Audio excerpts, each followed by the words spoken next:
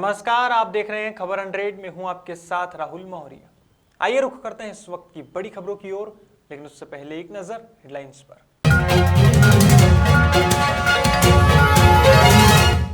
PM Modi की सुरक्षा में हुई चूक का विरोध जारी। देवास में भाजयुमों ने मानव श्रृंखला बनाकर किया विरोध।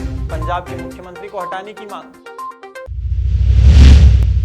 बदनावर में नगर पंचायत के अधिकारी कर रहे प्रताड़ित। एक सफाई कर्मी ने प्रताड़ित होकर दी जान। परिजनों ने शव को रखकर किया धरना प्रदर्शन।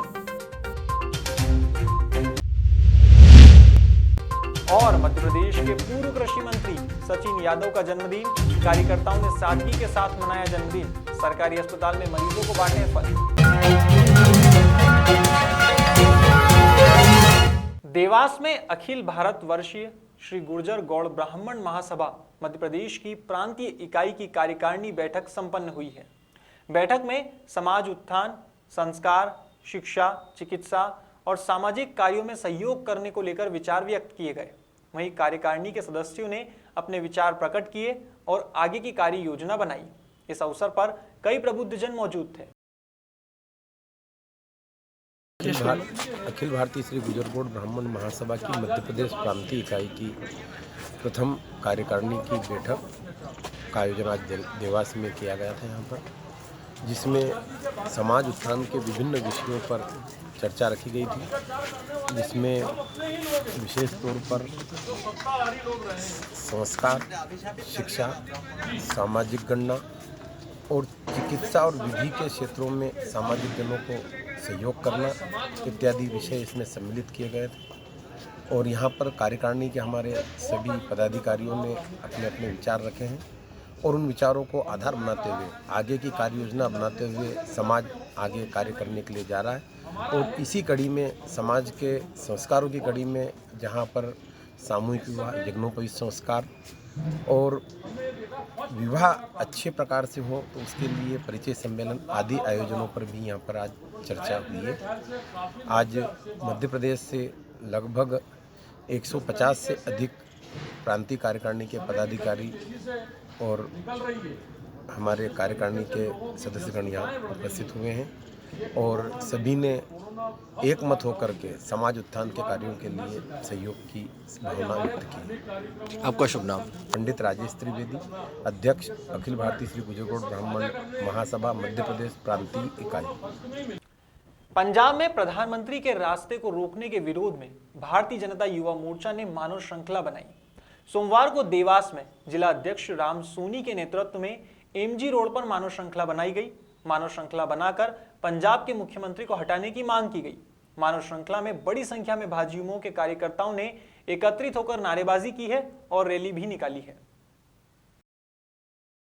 मोर्चा के कार्यकर्ता मानव श्रृंखला बना रहे हैं, किस विषय को लेकर आप मानव श्रृंखला बना रहे हैं और क्या आपकी मांग है? जिस प्रकार से पंजाब सरकार द्वारा देश के यशस्वी प्रधानमंत्री आदरणीय नरेंद्र मोदी जी के दुर्भावनापूर्ण जिस तरह से उनके साथ हरकत पंजाब सरकार द्वारा की गई है, उसके खिलाफ आज भारतीय जनता युवा मोर्चा देवास द्वारा मानव श्रृंखला बनाई जा रही है। इसके पहले भी मशाल रैली निकाली और आप लोगों ने मांग की थी कि पंजाब के मुख्यमंत्री को हटाया जाए। भारतीय जनता युवा मोर्चा द्वारा लगातार ये मांग माननीय राष्ट्रपति जी से की जा रही है कि वहाँ के मुख्यमंत्री चेन्नी को तत्काल हटाया जाए, लेकिन अभी तक कोई कार्रवाई नहीं हुई है। और मैं खुद मांग करता हूं कि इस प्रकार के जो घिनौना काम पंजाब सरकार द्वारा किया है, उन्हें स्वतः ही अपना इस्तीफा दे देना चाहिए। कांग्रेस भैया एक आरोप लगा रही है कि ये जो पूरा इलेक्शन को लेके ये पूरा घटनाक्रम हुआ और अब अचानक से जो भाजपा के लोग हैं पूरे देश भर में विरोध पे उतरा, क्या कहना चाहेंगे आप? कांग्रेस सिर्फ आरोप लगाती है, उनके पास उसके लिए कोई तंत्र नहीं है। बदनावर में नगर पंचायत के कर्मचारियों की प्रताड़ना से तंग आकर एक सफाई कर्मचारी ने अपनी जीवन लीला समाप्त कर ली है। जानकारी के अनुसार सफाई कर्मचारी किरण रील ने नगर पंचायत सीएमओ आशा भंडारी, दरोगा भरत ऊंटवाल, सह दरोगा धर्मेंद्र चौहान और जल सप्लायर कमलेश पाटीदार की प्रताड़ना से तंग आकर आत्महत्या कर ली है। अब इसके विरोध में परिजनों और समाजजनों ने अंबेडकर चौराहे पर शव को रखकर धरना प्रदर्शन किया। बता दें, परिजनों की मांग थी कि सभी के खिलाफ एफआईआर दर्ज कर उचित कार्यवाही की जाए। वो रोते हैं और हम सब ड्यूटी करने आते हैं।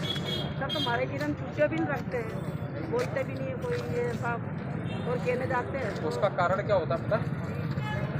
आप जितने लोग हैं ना वो लगभग सब रिश्तेदार हैं, समझ गए ना?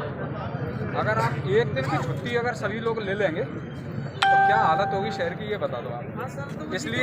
इसलिए सुनो, इसलिए जिसके घर में कमी होती है उससे अगर कोई मिलने भी आता है, जैसे हम भी जाते हैं तो आधा घंटा बैठते हैं, पौन घंटा बैठते हैं, 1 घंटा बैठते हैं, छुट्टी थोड़ी ना मनाते हैं दिन भर की।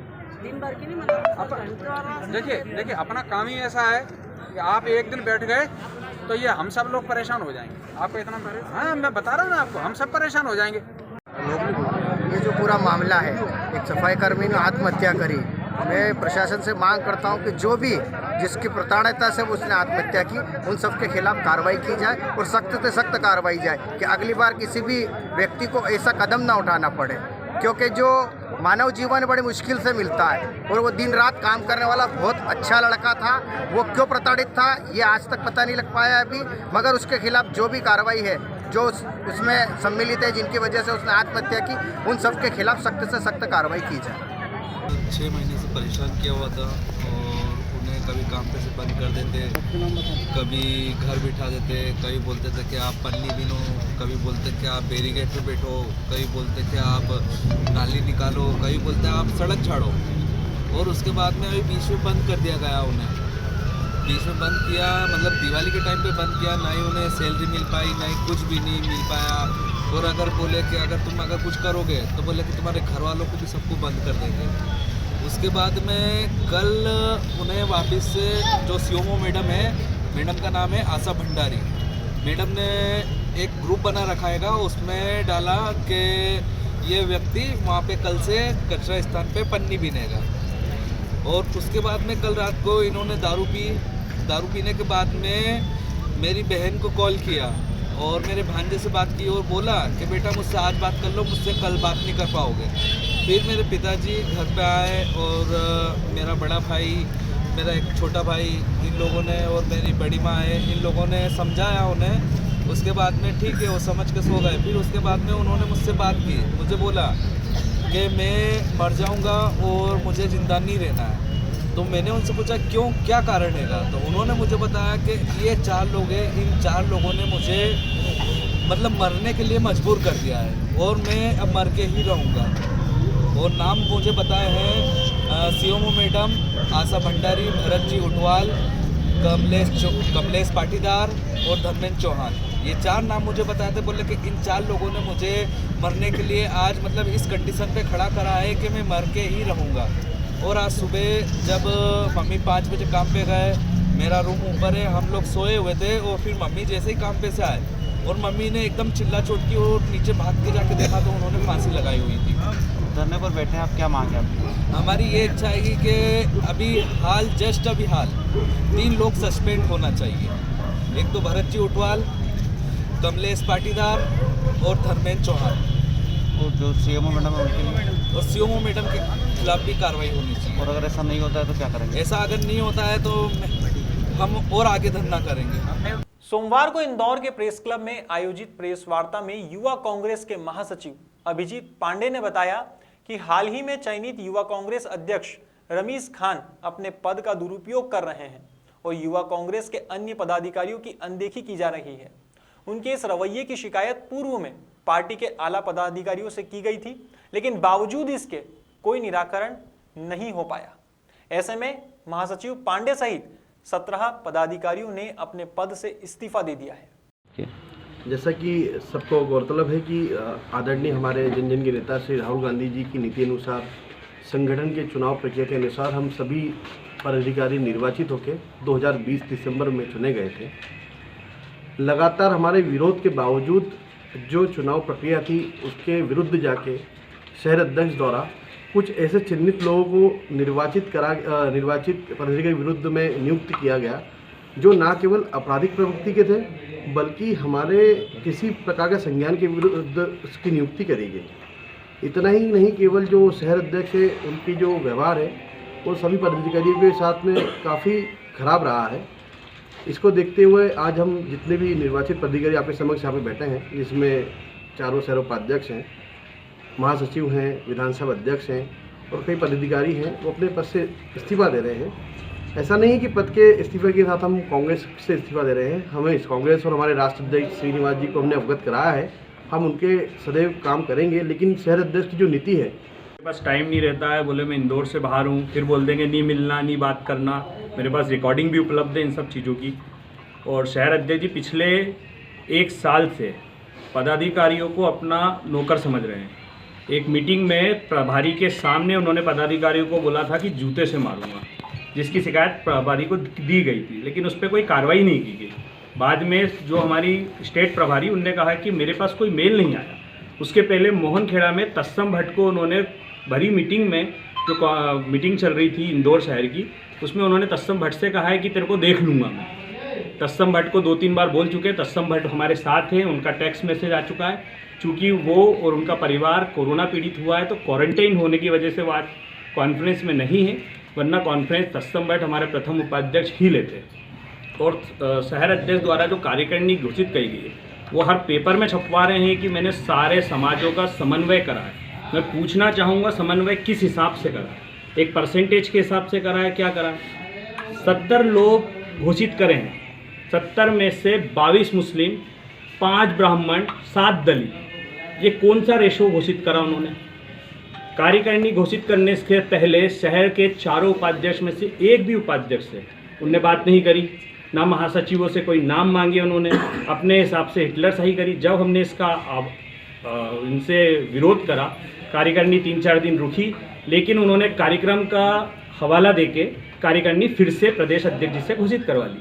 अब मैं पूछना चाहता हूँ शहर अध्यक्ष से, आप सबके माध्यम से, कि शहर अध्यक्ष जी मुझे ये बताएं, इंदौर शहर में युवा कांग्रेस का इतना बड़ा आयोजन करवा रहे हैं, तो कोई उनने अपने निजी पैसे से तो करवाया नहीं है। ये आयोजन उन्होंने सभी लोगों के पैसे इकट्ठा करके करवाया है, सार्वजनिक है, कोई प्राइवेट लिमिटेड कंपनी तो है नहीं उनकी।